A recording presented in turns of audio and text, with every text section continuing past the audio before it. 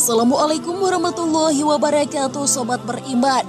Dajjal ialah makhluk yang sangat besar, tinggi, bahkan saking tingginya ada yang mengatakan bahwa makhluk ini sampai menjulang ke langit, mempunyai mata satu dan dalam keningnya ada tulisan kafir dengan menggunakan bahasa Arab, dan akan muncul ketika hari kiamat.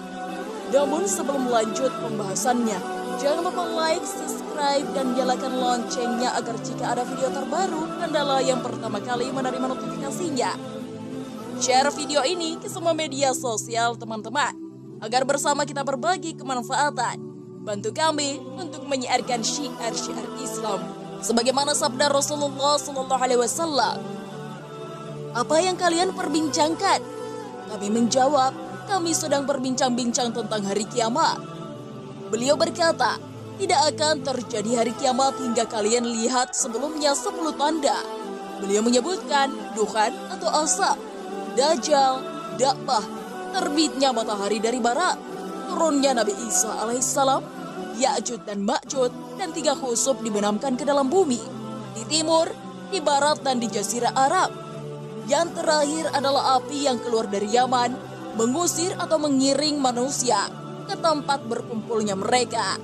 Hadis riwayat Muslim nomor 2901. Dalam hadis tersebut dijelaskan bahwa tanda-tanda hari kiamat datang adalah salah satunya adanya Dajjal.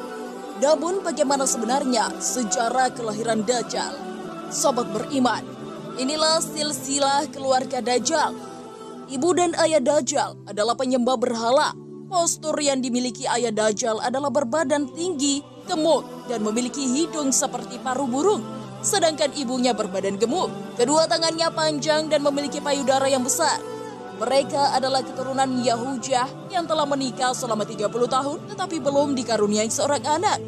Rasulullah SAW bersabda, ayah dan ibu Dajjal itu melewati pernikahannya selama 30 tahun tanpa melahirkan satu anak pun. Kemudian lahirlah dari mereka seorang anak laki-laki yang buta sebelah matanya, yang menjadi orang yang paling berbahaya dan paling sedikit manfaatnya bagi kedua orang tuanya dan bagi umat manusia. Kedua matanya tertidur tetapi hatinya tetap terjaga. Berhala yang mereka sembah berupa patung sapi betina. Namun bagaimana mungkin patung tersebut mengetahui bahwa mereka akan mendapatkan anak laki-laki seperti yang disebutkan di dalam hadis tersebut? Diceritakan pada suatu malam, kedua suami istri ini seolah-olah mendengar dari suara patung sapi yang mereka anggap sebagai Tuhan mereka. Kemudian patung tersebut memberitahukan kepada mereka bahwa sang patung telah meridhai mereka dan berkehendak memberikan mereka seorang anak. Sesungguhnya, jin dan setan dapat melihat hal gaib tapi tidak dengan manusia. Jin dan setan dapat melihat apa yang ada dalam jasad manusia, seakan-akan kedua mata mereka adalah sinar X sehingga dapat melihat kandungan sejak awal. Namun jin dan setan tidak dapat mengetahui apa yang terjadi. Mereka juga tidak tahu apakah janin itu laki-laki atau perempuan. Namun jin dan setan mengetahui keinginan sepasang suami istri itu yang menginginkan seorang anak laki-laki. Karena itu mereka memperdaya kedua manusia penyembah berhala itu, seakan-akan mereka yang memberikan karunia anak dan meminta korban-korban sesembahan. Demikianlah yang diperbuat setan. Na'udzubillah min zalik. Lahirnya Dajjal membawa kesengsaraan. Rasulullah SAW bersabda, anak itu sangat membahayakan kedua orang tuanya dan umat manusia. Dapat dibuktikan bahwa dalam manuskrip tersebut tertulis, karena anaknya sejak lahir diam saja dan tidak bergerak dan tidak menangis sebagaimana layaknya bayi, maka ibunya tidak dapat menyusuinya, sehingga ibunya terkena penyakit keracunan akibat tertahannya air susu, sehingga menyebabkan kematiannya. Sabda Rasulullah SAW tersebut membuktikan bahwa Dajjal telah membawa kesengsaraan bagi ibunya. Bukan hanya ibunya saja yang merasakan kesengsaraan tersebut, sang ayah pun juga merasa demikian. Adapun kesialan yang dibawa Dajjal bagi ayahnya ialah setelah kira-kira selama 4 tahun, Dajjal hanya diam dan tidur saja sejak kelahirannya. Pada suatu malam, anak itu bergerak merangkak seperti balita. Ia berjalan ke arah patung-patung berhala, kemudian tidur di sisi patung itu. Sang ayah pun bangun keesokan harinya dan mendapati anaknya tertidur di pangkuan patung Tuhan mereka. Ia mencoba memahami apa yang terjadi. Kemudian ayahnya memanggil tetangganya dan berita itu menyebar luas. Penduduk sekitar berbondong-bondong datang untuk menyaksikan hal tersebut. Kemudian hakim kota mendengar dan ingin memiliki anak itu yang dianggap dapat membawa keberkahan. Maka diutusnya mata-mata untuk membuat siasat. Maka dihadapkannya lah ayah Dajjal kepada hakim kota dan dipaksanya untuk mengaku bahwa kabar berita itu adalah hasil rekayasa dirinya semata. Karena itu, ayah Dajjal dipaksa untuk mengaku bahwa dirinya lah yang telah mengangkat anaknya dan menaruhnya di pangkuan patung sapi tersebut. Karena ayah Dajjal menyangkal tuduhan itu, ia pun dipenjara dan disiksa. Sementara Dajjal diambil oleh hakim kota dan dirawat di dalam istana. Dalam menghadapi siksa di dalam penjara, rupanya ayah Dajjal tidak kuat lagi. Maka terpaksa ia mengakui kebohongan itu. Setelah ia mengaku, ayah Dajjal pun diusir. Maka tinggallah ia sebatang kara karena anaknya telah disita oleh tuan hakim kota. Dalam keterasingannya, maka meninggallah ayah Dajjal dalam penderitaannya. Namun semua riwayat ini tidaklah sahih, lantas kewajiban kita sebagai umat muslim adalah menetapkan perkara gaib berdasarkan hadis-hadis yang sahih.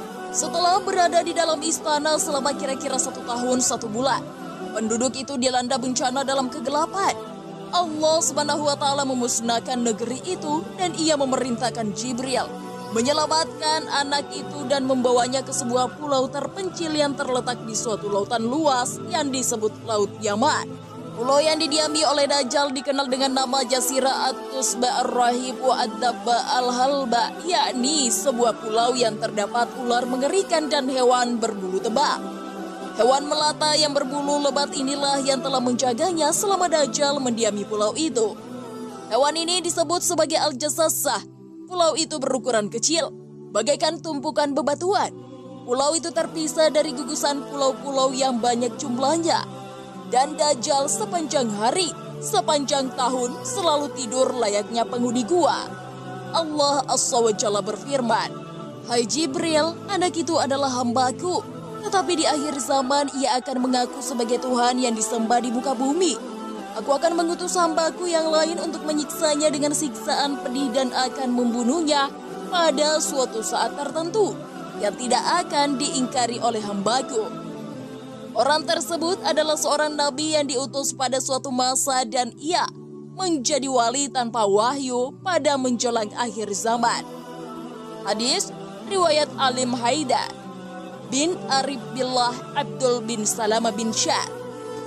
Riwayat tersebut tidak ada asal-usulnya secara jelas, maka dari itu kita sebagai umat muslim tidak boleh meyakininya. Lalu setelah Dajjal dilahirkan, berapa lamakah dia akan hidup? Rasulullah SAW bersabda, ia akan tinggal selama 40 hari. Hari yang pertama seperti setahun dan hari berikutnya seperti sebulan. Dan hari ketiga seperti seminggu. Kemudian hari yang masih tinggal lagi adalah sama seperti hari yang biasa. Dajjal akan hidup selama 40 hari saja. Dengan demikian hari pertamanya sama dengan setahun. Hari keduanya sama dengan sebulan. Hari ketiganya sama dengan seminggu dan hari-hari biasa Dajjal akan sama seperti hari-hari biasa umat manusia di dunia. Wallahu a'lam bishawab. Dari pembahasan ini kita telah mengetahui bagaimana asal muasal Dajjal berasal.